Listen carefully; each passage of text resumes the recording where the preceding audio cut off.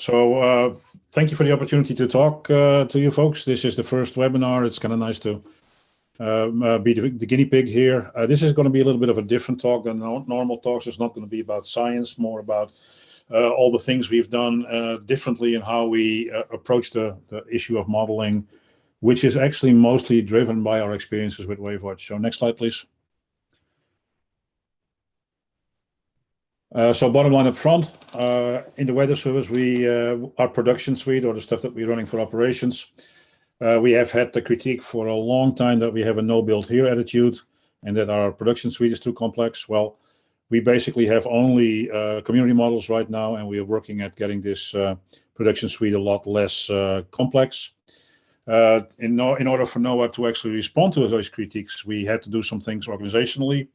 And we switched over to the unified forecast system, which is really partially based on our experiences with WaveWatch.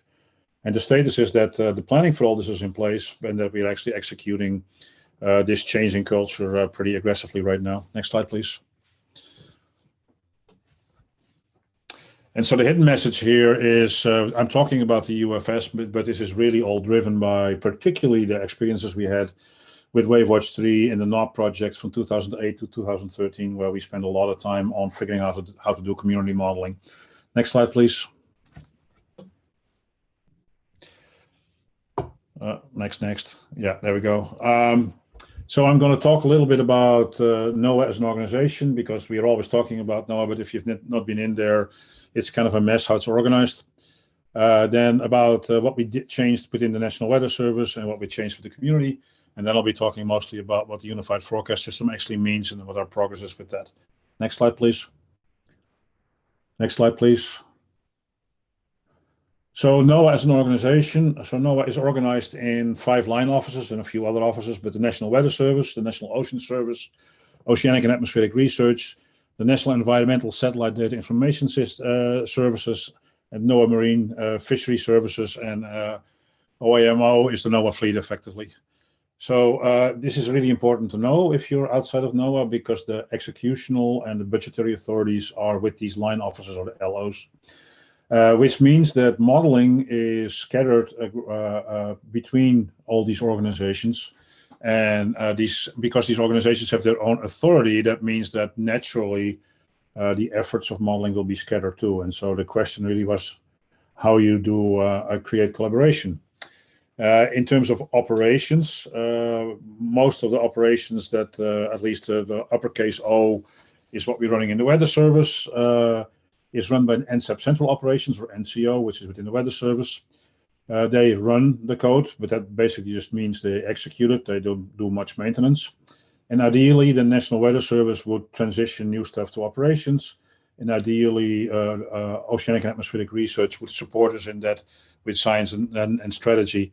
But in the meantime, NOS, Fisheries, NESDIS all have start having more pieces in the production suite. And NESDIS is also doing quite a bit of the science support to other organizations. And all this stuff gets coordinated by NOAA councils, predominantly the NOAA Science Council. And we now have a Weather Climate Board that does similar type of thing. Next slide, please. So within the, what are the organizational milestones within the Weather Service? Well, the Weather Service reorganized systematically in 2015. The focus was on the concept of weather-ready nation and on doing impact-based decision support services. It simplified our finances. We went from 29 finance lines to only 5 program offices. The real other big thing is that we started to be driven by requirements rather than by solutions. And we set up a council structure to manage everything we're doing. The impact of this on modeling is really the fact that we are forced to go to being requirements-based rather than solution-based, which makes, I'll come to that a little bit later in terms of the complexity of our production suite. So next slide, please. And so other organizational milestones that we have here. A big deal was in 2016, we put together a NOAA Science Council level, so it's above the line offices, task force to look at the potential of unified modeling and also community modeling. There is a white paper on that and a paper in the Journal of Nature from 2017. And that became a standing committee under the Science Council, and it is now absorbed in something new, which is the NOAA Modeling Board, which we'll come to a little bit later in a slide or two later. Don't click yet. The other thing is the unified forecast system, the idea that we do something sort of similar to what the Met Office has been doing with their unified model and other people in the world are doing. The idea is if we're doing research and operations with the same modeling tools, then we have much amount of work to do when we go from research to operations. We wrote a vision and a roadmap document on that was developed over a 3-year period from 2016 to 18. And the interesting part of that is that it was actually signed off by all the relevant line office directors. So this has buy-in, it's built up from the ground up, and it has buy-in from senior management and line officers. If you want to know more about the Unified Forecast System, by all means, make sure you visit the ufscommunity.org website. Next slide, please. Other organizational milestones to be better organized within NOAA. OAR and Weather Service started a combined project, which is the UFS R2O project that started 2 years ago, which basically means that instead of doing a lot of small decisions on funding, we have now a much more holistic way of funding the whole system end to end. Another thing that is important is the Earth Prediction Innovation Center, or EPIC, which is written in law. The idea is for EPIC to accelerate research to operations process by accelerating the implementation of the UFS. We have for almost a year now a contract in place to do this, and Raytheon is the contractor that helps us with accelerating the development of the UFS now and accelerating R2O. Other big thing that happened in NOAA is that we stood up a NOAA modeling board in late 2021. The board is pretty much completely set up. We're setting up the working groups underneath it right now. This replaces the suggestion that we got from our external reviewers to have a modeling chart, which will never work with the funding structure that NOAA has. And it is really intended to have the NOAA modeling board to create a coordination between the people that actually do make decisions within NOAA. And finally, but last but not least, is that NOAA does not have something what we call an organic order. NOAA does not have a piece of law that defines what NOAA is, and therefore NOAA writes, quote unquote, its own law and its own management and governance through what we call administrative orders.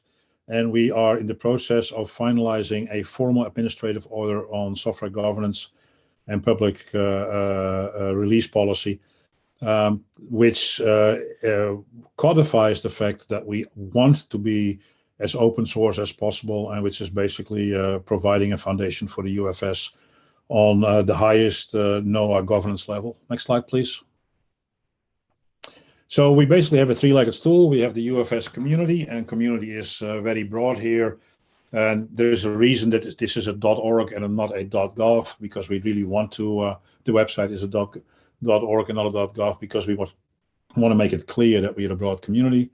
We have the UFS steering committee that is at the moment the working body that manages it. I am one of the co-chairs. Ricky Root was the other founding co-chair. Neil Jacobs came back from being the NOAA administrator to being one of the co-chairs of this system. So we have very high level buy-in. We have the UFS R2O project that is really the NOAA commitment and coordination, and the UFS acceleration through EPIC. These two talk to each other through the NOAA modeling board, the NMB, and the one that we are in the process of setting up is the community modeling board, which should be the glue between all these things and should be the oversight for the UFS community. Next slide, please. To show that there's real community involvement, in 2019, NCAR, so the National Center for Atmospheric Research, which is a conglomeration of about 120 universities, which is organized under the National Science Foundation, signed a memorandum of agreement with the Weather Service and OAR on jointly developing coupled model infrastructure. And I won't go through the details. I don't have enough time for that. But on the right side, you can see that we actually went in a lot of detail here. We have 7 different places that we want to do a collaboration on, and we actually identify software packages which is a level of detail that you normally don't see at this high level type of agreements, no, memoranda of agreement. Sorry, there's too many of those. And in the middle, you can probably read this, but it's kind of fun to see that this was again signed off at a very high level. It's the directors of NCAR and UCAR and the directors of the Weather Service and OAR. Most of them have been replaced by now, but they are still very much all behind this. Next slide, please. And another idea to show you that this really is a community. This is the components and a snapshot of what the UFS looked like in terms of components and contributors that we made for the January 2020 AMS meeting was it 19 or 20? I don't remember. It might have been 19 even. It was built by Cecilia De Luca. You see the green infrastructure pieces with an ESMF NEOPSI coupler and driver with up top of that a JEDI data simulation driver. But just look at all the components, look at all the agencies and look at the set of universities that are already working on this. And yes, on the top right, almost the top right, there is WaveWatch 3 as a part of this unified forecast system. Next slide, please. Next slide, please. So the unified forecast system. The reason why we did this because our production suite that I started calling the quilt somewhere in 2015 or so is really complicated because it was all solution driven. It was not requirement driven. And so when we reorganized the weather service, we had an excuse to look at this from the perspective of doing this driven by requirements and then come up with a much smaller and simpler coordinated set of solutions. We're basically talking about we're having 6 different timescales at which we are doing forecasts, and we have basically would like to be able to do a single forecast system for all these, and then go a step further and use the same basic software for all these different applications at the different timescales. So next slide, please. So foundational, we went to the next generation dynamic core for the atmosphere for that, to replace the spectral model we had that became the FE3 dynamic core. And by doing so, we moved that over to a community code rather than a only inside of the weather service code. The idea is to be modular, community-based systems architecture for the coupled modeling, where we are coupling component models at an API level. That is done by design at this moment, because we want to make sure that as we explore coupled modeling, that our coupled system does not become an overdue burden on the component models that already exist. So we use ESMF as the language for coupling. We use NEOPSI as the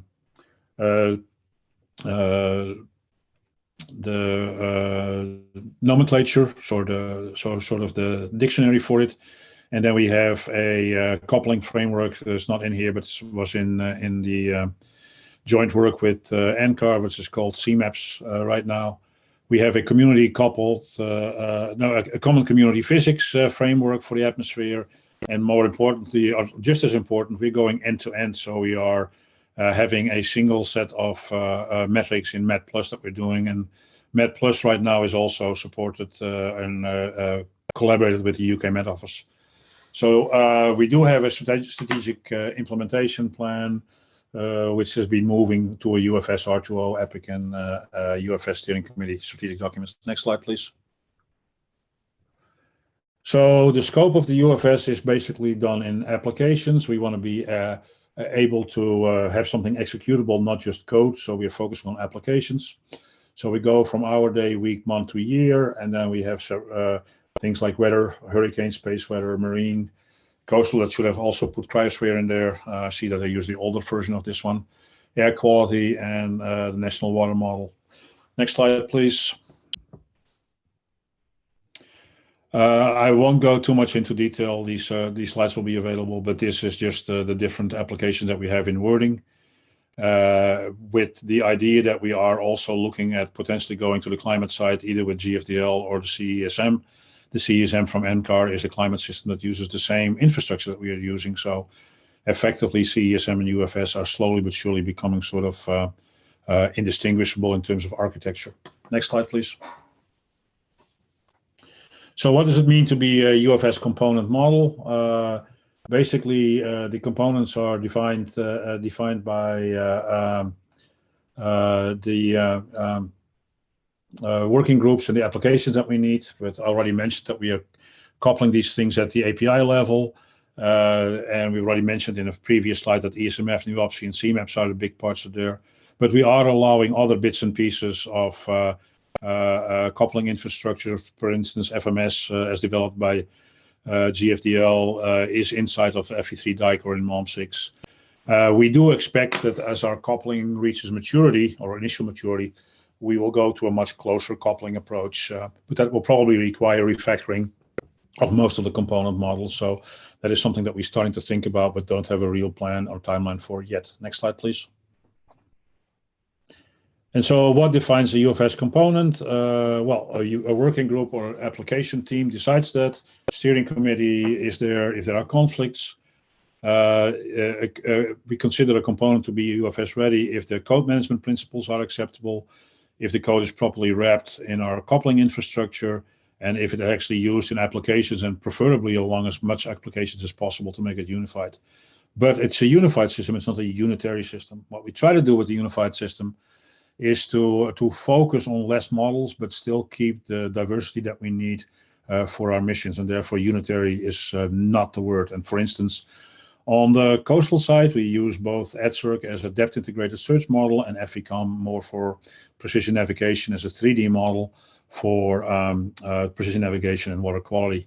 We are going to develop a more formal definition as the next part of the government documents. Next slide, please. So in code management, this is part of the governance document. The whole point is really that if we are bringing in a community model, we don't want to reinvent the community model. So code management, we leave that for the component models at the existing level of the component models, assuming that that meets our standards of doing proper code management. Next slide. And with that, there are some really small, very high-level things that we are wanting to enforce with code management in the community models. The one is do no harm, so you do have to have continuous regression testing, backward capability where possible, and explicit concurrence of your changes with operations when there are big changes in efficiency, for instance, big changes in infrastructure, or other big changes that may influence operations. We do expect there to be coding standards. We don't define them. We do expect them to be there. And if a code is suggested to be brought into the UFS, UFS is not a funding mechanism, so the people who want to bring it in have to come up with ownership and the resources to maintain that inside of the UFS. Next slide, please. So a little bit of an overview of the progress we made, and there's a lot of stuff happened about 2 years ago that really made this from an idea into a real thing. So next slide, please. So the first code releases were in 2020. The release team was the Developmental Testbed Center, the Environmental Modeling Center, NCAR, and several of the NOAA research labs. The team leads were from 3 different organizations, and we had focus teams that focused on the code, on the build, on the workflow, the data pre-processing, testing, documentation, and support. And so this is already a very good example of the fact that this is really a teamwork. This is not NOAA doing it on its own. It's not even a weather service doing it on its own. Next slide. And so the other thing that we did was to do for the first release the graduate student test. The idea is to be able to prove upfront before you do the release that you can actually install it on different machines, that different people can do that from outside, and that we have some numbers on how effective this is. And we were thinking at that time it could be a future quick start guide, but we're still evolving what we're exactly going to do with the graduate student test, since we have quick start guides for pretty much everything already. What happened here is really groundbreaking. When Neil Jacobs, working for Panasonic, tried to run our global models about 5, 6, 7 years ago, he had a team of 5, 6 people that took about a year, and he had to buy a supercomputer to make that work. Neil Jacobs was one of our graduate student test people. He took a 9-year-old Mac. He reinstalled the operating system and the compilers on that, and he was able to get this coupled global system up and running on his Mac in 6 hours. So if you want to talk about game changers, this is it. The fact that we are wanting to go towards a place where our software can be used for operations, but also for research in a matter of days, not in a matter, and basically on whatever computer you have. Next slide.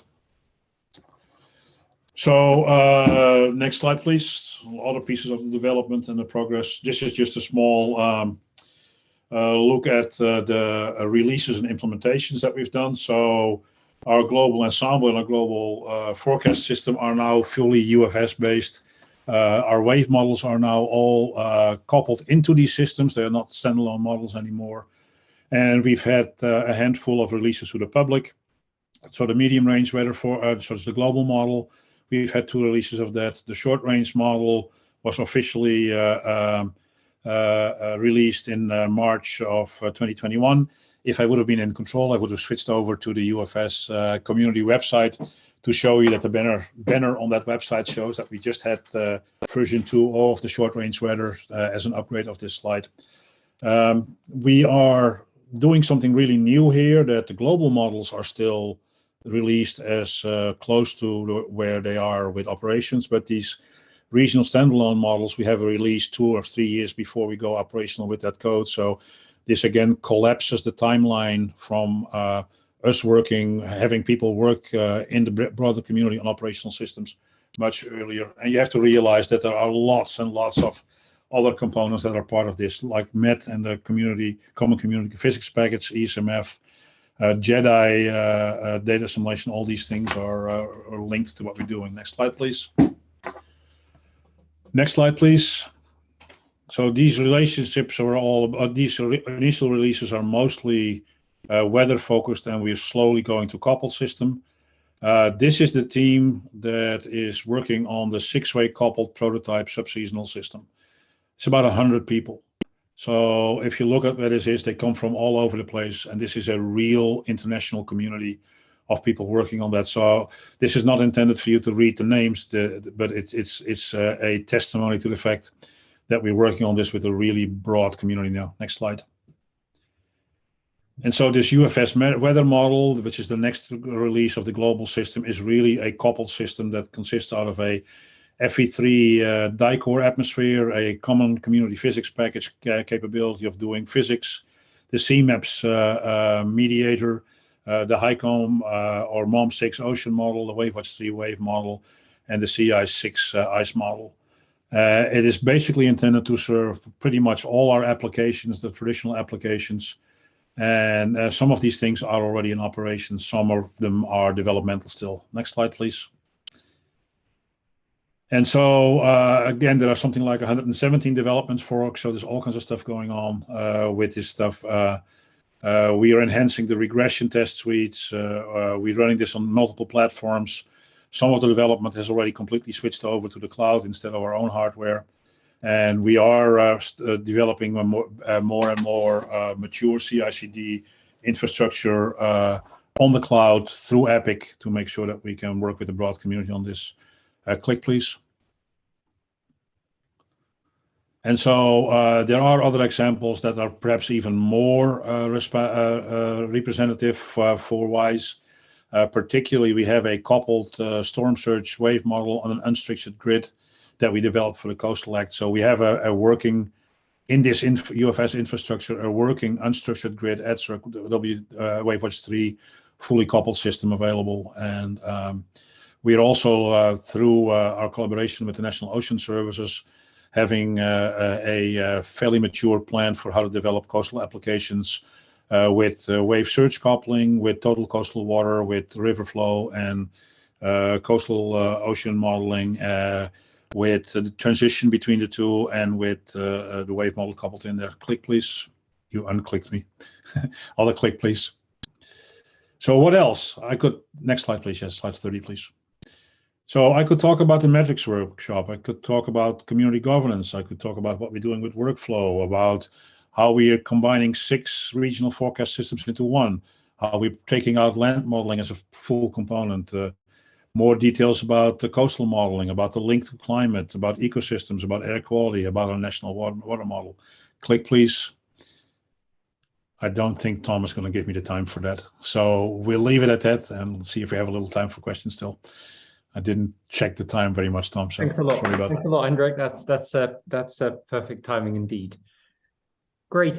So we'll just take a few questions. We have just a few minutes. So if people who have questions can either just unmute themselves and speak up, or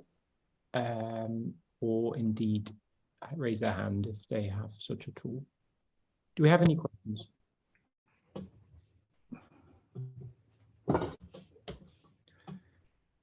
So the cool part, while we're waiting for questions, the cool part of this is, from a wave modeling perspective, is that there was a lot of pushback in NOAA in general against trying to be open source all the way, although there was an idea of going the same way the UK Met Office is going.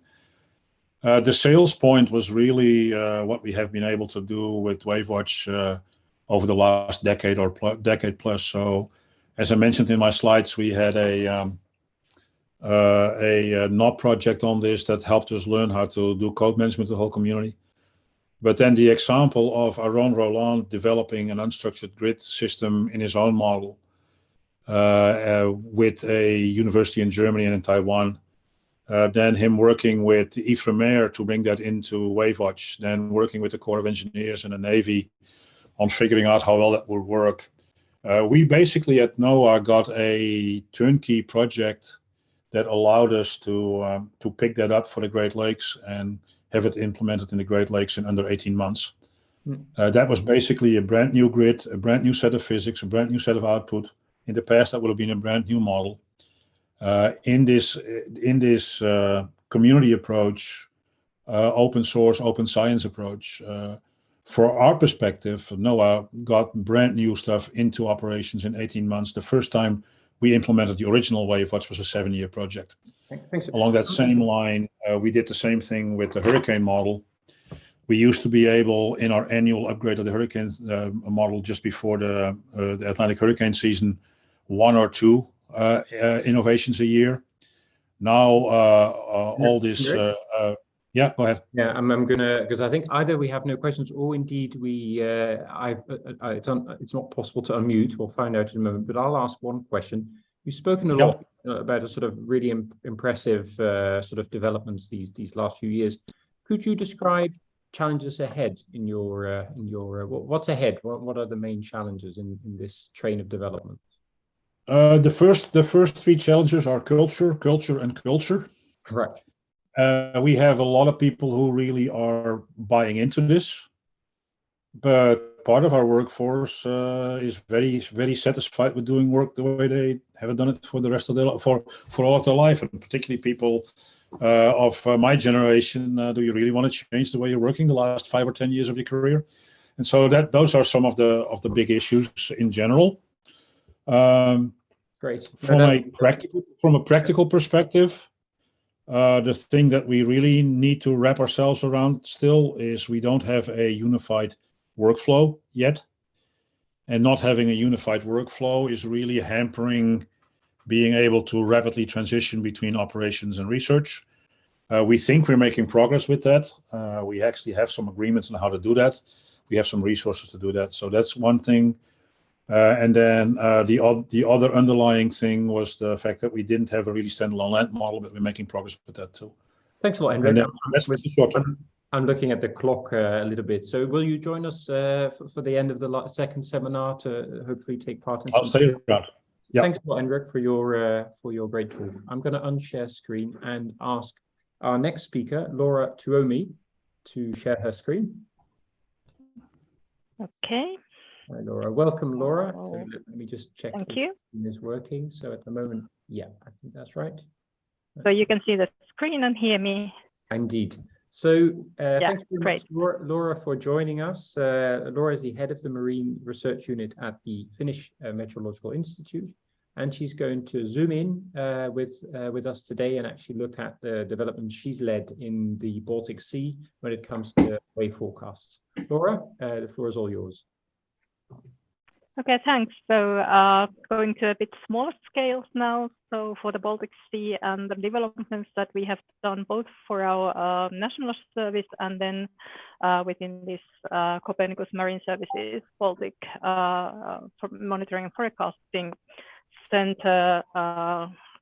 And if we start with our national services, so I think we are doing more or less the same that any marine weather forecasting service.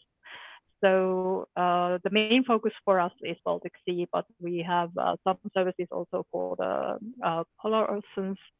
And of course, since we're in the Baltic Sea, ice is one big thing. So the ice service is sort of dominating the oceanographic services most time of the winter, but then of course on other part of the year, waves, sea levels, and other marine warnings come to the service. And then our marine research unit is supporting this by developing the models behind and also the new measurement techniques. For the Copernicus Marine Services, the Baltic Monitoring and Forecasting Center, that is a consortium of 5 Baltic Sea institutes. So we have the Danish Meteorological Institute, Swedish Meteorological and Hydrological Institute, then Finnish Meteorological Institute, the Federal Maritime and Hydrographic Agency from Germany, and the Marine Systems Institute from Estonia. So basically, containing the all long traditional oceanographic activity institutes in the Baltic Sea who have a national application to give forecast either or for the Baltic Sea and some of them also for the North Sea. So joining our forces to deliver the best possible services for the Copernicus Marine Service. And we have different shared responsibilities, and FMI is leading the wave model development done within this consortium. There are actually 2 main focuses in the wave forecast development. So if we are looking at the national part, we are focusing on improving forecast in the coastal archipelago areas surrounding the Finnish coastline, and of course with specific interest to serve the marine traffic, both for the commercial and of course for leisure shipping, and solving or finding ways to solve the waves with models in this environment. And if we look at the Baltic Monitoring and Forecasting Center, then at the moment the focus there is coupling the wave model with 3D ocean ice model.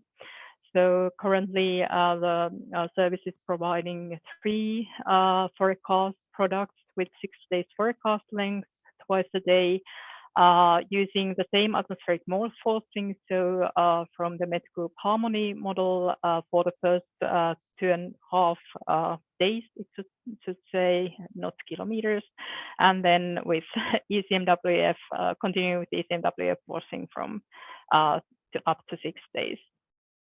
So the responsibilities are shared within the consortium. So SMHI is running the 3D ocean ice model and the biogeochemical model. So we have a NEMO model coupled to the ECO model, and FMI is currently running the wave forecast system based on the WAM model. And both, all the systems are run with the same grid with having a 1 nautical mile resolution. And as you can see that we are running the model systems in different institutes, meaning that it is not online coupled yet. The aim with the Siemens service is to go for fully coupled modeling systems, but currently we are starting with the models exchanging information with files. So WAM using surface currents and ice concentration from the NEMO model, and currently NEMO reading the Stokes drift calculated by the wave model. So if we start with this development on in the Copernicus polymercy, so I think the accounting for the seasonal ice cover is of course something that has been done for quite a long at FMI for the wave modeling. since the ice season in Baltic Sea typically starts in October, November, northern parts starting to have ice cover and lasting until the end of May, even early June. So we have quite many months of the year with ice cover. During mild ice winters, we have high ice in the northern part and the eastern part of the Gulf. But on average winter, basically the whole area presented in this figure will have ice cover, and then the severest winters, of course, most of the Baltic Sea has ice cover. So something that needs to be taken into account if we want to have a good wave forecast for the area. So the options that we have in providing the ice information are, of course, the ice charts, which are quite accurate, produced by the ice services based on satellite data, based on in-situ measurements, based on the observations that the icebreakers make when they are assisting the ships, and of course, the expert analysis that our ice service personnel make based on their long experience. The challenge in that for the forecast is that, of course, if you are doing a shorter forecast, for example, for 2 days, the conditions don't change that much. But if you are going to 6 days, as we are in the CMEMS, or even up to 10 days, then of course you have changes in the ice field. And that's why we started to use for the forecast ice concentrations from the NEMO's ice module. And here you can see an an example.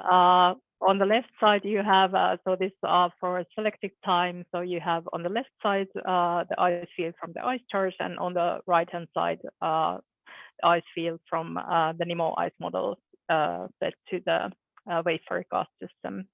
The upper pictures show when we are only using a fixed limit. So if the ice concentration exceeds 30%, then we consider the area ice covered. The 30% is related to the ice charts, where this 30% is used as a limit for areas that have already quite significant ice cover. And then in the lower part, you have this with number 70, meaning that the limit to exclude the point totally from calculation is 70, and then if we have less ice, then it's treated by these grid obstructions. So you can see that if we are using NEMO ice, we lose some, or we have actually areas where we have more ice in the NEMO model. If you look at this northern part of the Bosnian Sea, and then of course some parts where NEMO is underestimating the ice cover. So overall, you get quite good forecast from the NEMO model, showing the areas where you have drift ice and also the land-based ice and close, for example, here in the Bosnian Sea. But if you consider this event where we have quite high waves forecast for the northern part of the Bosnian Sea, then if we overestimate the ice cover, then we are of course not giving very good forecast for those areas that actually are not ice covered. But since there are benefits on having the ice situation changing within the forecast, and the accuracy of the NEMO ice forecast are relatively good, then we chose in the Baltic Sea service to move to that. And of course, in future, hopefully, NEMO has also assimilation of the ice conditions in it, so then it also further improves. What we also have been doing is studying the wave current interaction and using the surface currents from the NEMO model in the wave model. Our first estimate was before we started the work, that since the surface currents in the Baltic Sea are quite low, so the effect for the wave field would not be that profound. But we found that, well, for most of the time, the differences with using currents in the wave model and not using them is very small. And of course, it is limited to the coastal areas where we can have strong coastal currents that steer the waves. But then we noticed that, for example, in the Gulf of Finland, there are sometimes situations where we have two big spectra. So we have swell coming in from the Baltic proper, propagating to the Gulf of Finland, and then we have new waves developing with the present wind field. And in these kind of situations, when we used the currents and the wave funnels and the current refraction, we could see that one estimates better the distribution between the wind waves and the swell in the spectra, and it actually steers the waves in the Gulf of Finland so that you have higher waves in the Estonian coast and lower waves on the Finnish coast, so turning the swell towards the Estonian coast. So even though the effects are quite small and only related to some very specific cases, then there is definitely benefits in some areas too, also in the Baltic Sea, to include the currents to the product. What we are doing now is that we are including also the sea level variation. So in the November upgrade for the Siemens system, the wave forecast system will, in addition to currents and ice, also read the sea surface variation from the NEMO model. Baltic Sea, as the small semi-enclosed spacing, the short-term sea level variation is mainly induced by the atmospheric forcing, so the tidal variation is very small. But nevertheless, you can have +2 meters or -1.5 meters in sea level if you have these high wind conditions. The differences again are very small, but you can see that especially when we have high water near the coastal areas and you have the depth, water depth increasing, if we include the sea level variation, you can have higher waves near the coastal area. The problem is that we actually don't have any valid data to validate this. So our buoys are in the open sea areas, and then the altimeter data typically doesn't go that close to the coast in the Baltic Sea area. So we can see that there is effect, there is changes, but sometimes it's difficult to say whether we are giving better or worse forecast in these regions, with not being possible to validate it. And for instance, for this situation, so this is for 2020 March, so the maximum difference between the systems using sea level and no sea level data was almost 1 meter in signal wave height. So in the coastal areas can be quite significant difference in certain situations. Then moving to coastal forecast, I think those who have been in the WISE meetings have seen these results from us for the coastal archipelagos.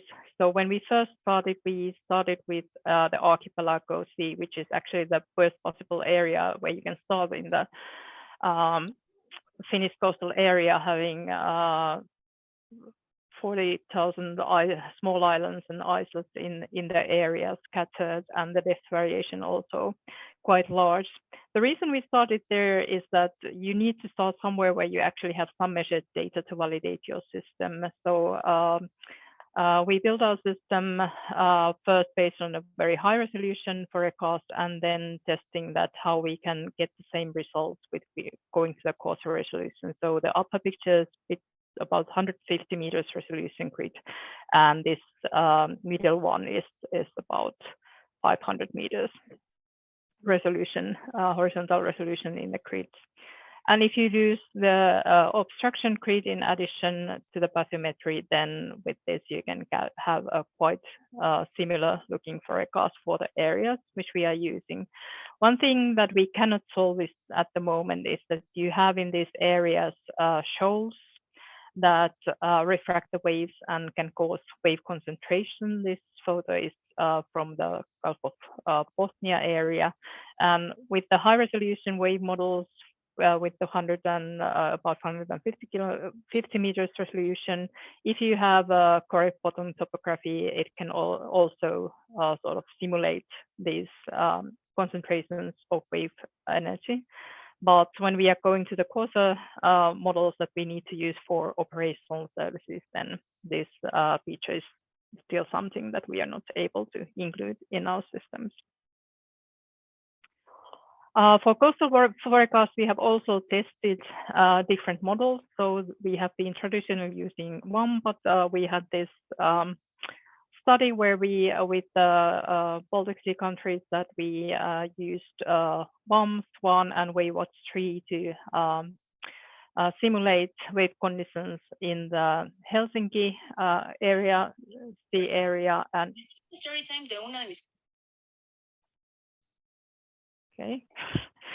sea area. Yeah. I think someone needs to mute the microphone.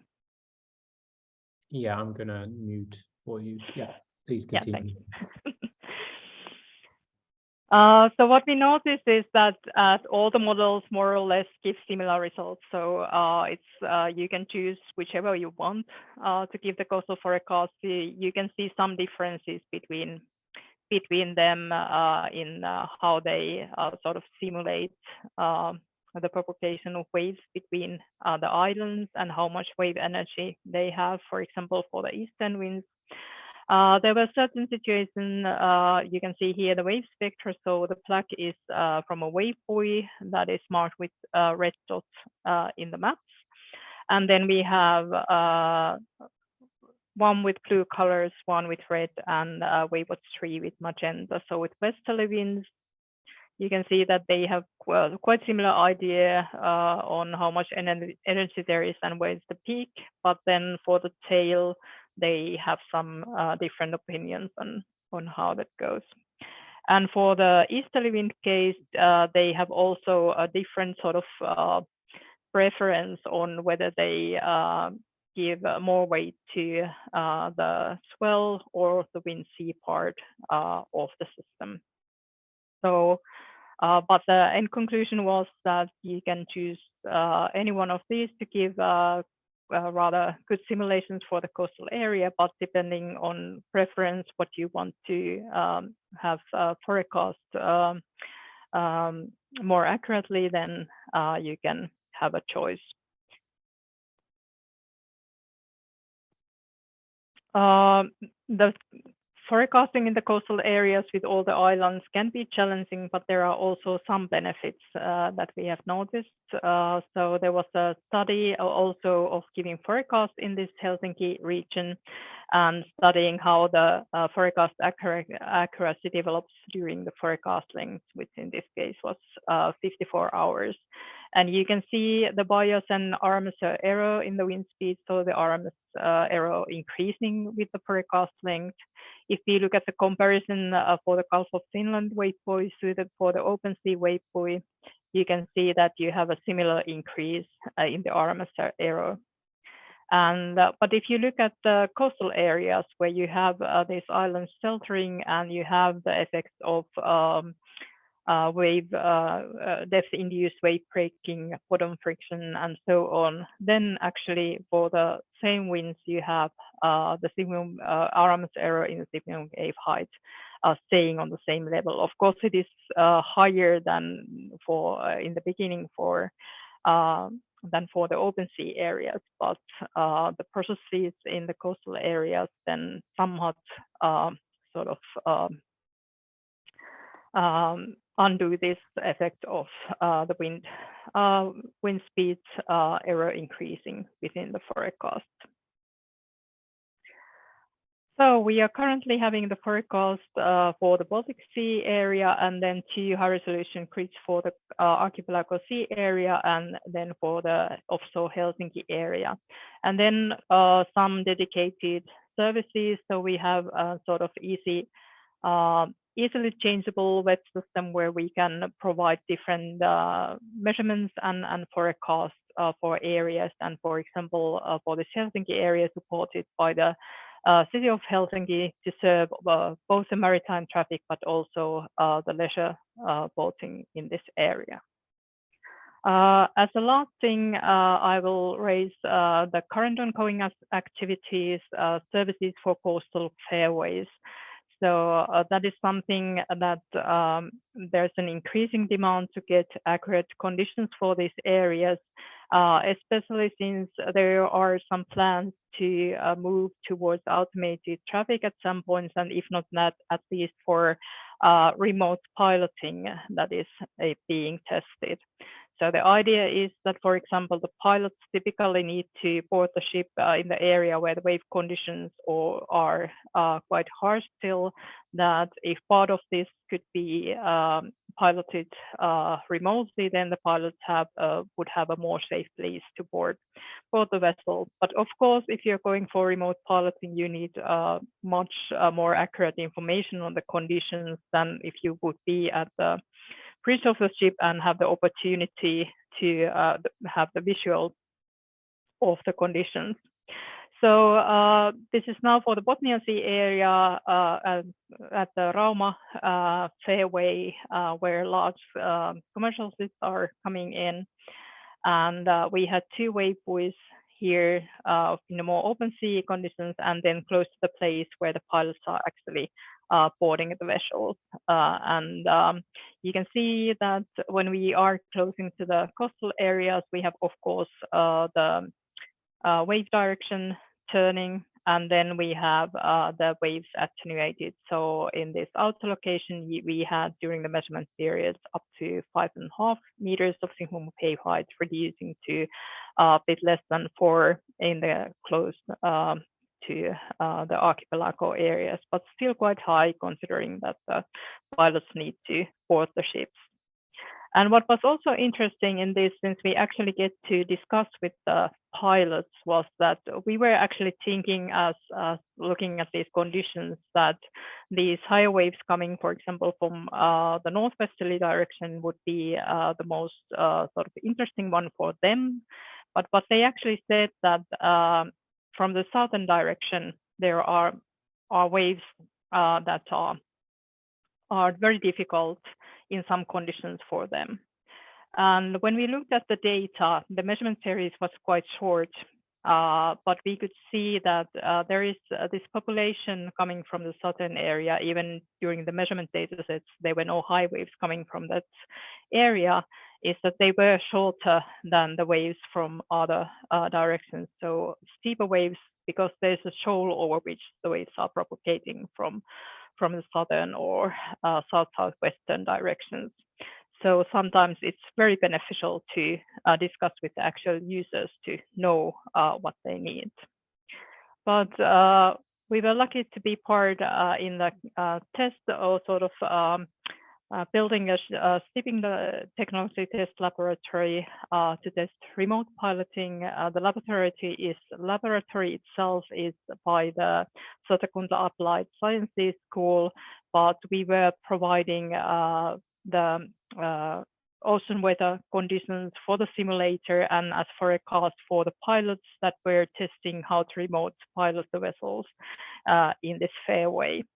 And it turned out that there are some conditions where it is very important to get the accurate information, and especially if you have waves and winds and waves coming from different directions, for example, in the fairway. But the most important thing was, and something to consider for us in the future for this type of services, is when you are not at the bridge and don't have the visual, and even if you would have the ship cameras, but you have heavy rain or snowfall, then how can we bring the same situational awareness? So how we convert this wave forecast map to this, what it is looking like when you are in the open sea in this sort of remote piloting or remote maneuvering even ships. So this was one very interesting project and sort of interesting to continue to develop these coastal forecasting systems. But this was more or less content in my presentation, and I will end up this beautiful picture from the archipelago sea when taken from a research vessel Aranda, when I didn't have to think how how to model these in our systems. Thank you, Laura. Thank you for very nice talk and an overview of what is indeed a very complicated area of sea and waves to forecast. Can I see if there are any questions for Laura? So please just unmute and ask your question. Hi, Laura. That's Alvise. It's Alvise here from Benetazzo from Italy. I got a question for you, if it is possible. So I would like to know if you have a comment about the changes that the Baltic Sea experiences in terms of heat content and the extent of sea ice. I read in the last ocean state report from CMEMS that Baltic Sea changes quite rapidly, and how that can impact waves at the very end. Yeah.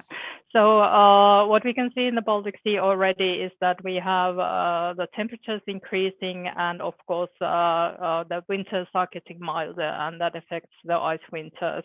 So I think 2020 was the all-time mildest ice winter in the history, and the last severe ice winters are from 2010, 2011. So after that, it has mostly been a very so mild ice winters. And if we look at the projections for the Baltic Sea, then the reduction in the ice conditions in future is expected to be quite severe. So the nowadays mildest winters will be the future severest winters in 2100. So that is what the projections are showing. So you would have only ice in the Bosnian Bay area, or then in some of the coastal areas of the Bosnian Sea. And that what that of course affects to the waves is that when we have less ice in the northern part during the time that is the windiest of the year, so in December, January, early February, then of course the wave conditions will also be more severe in the future climates than in the present climate. But that is mostly related to the ice conditions. In the projections that we have done, for example, for the Gulf of Bosnia, the changes in the wind conditions are so unsure, so it's not possible to say how they would affect the wave field. But the effects of the reducing ice extent is very clear. Thank you, Laura. Thank you, Alvise. Thank you very much. Are there any other questions?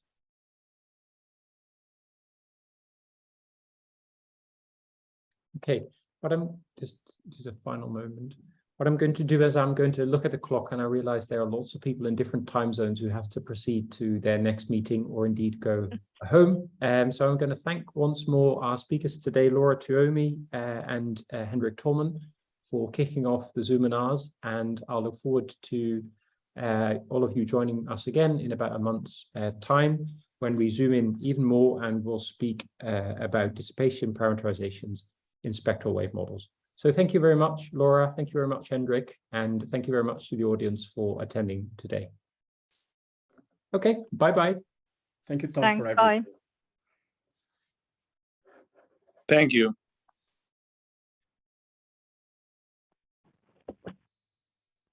So if the organizing committee is here, they could maybe stay behind